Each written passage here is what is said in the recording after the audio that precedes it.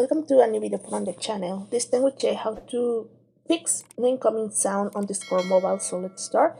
So first let's go to Discord on our mobile phone, and then let's wait a little bit until this is ready to use. When you are ready to use the app, you have to go to settings. So let's go to back here, and then let's go to our profile, and let's go to settings in the top right corner, and then just scroll down. And let's go to this app that says app settings, voice. Let's click here. And then here you have to move the volume for output volume or soundboard volume. So you can modify here. If you prefer it's louder or it's higher, you can move here.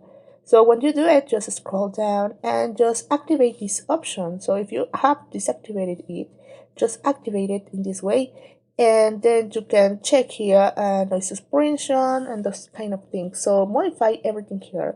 When you do it, probably you will fix incoming sound without any problem. So it's important to activate the echo cancellation for the incoming sound.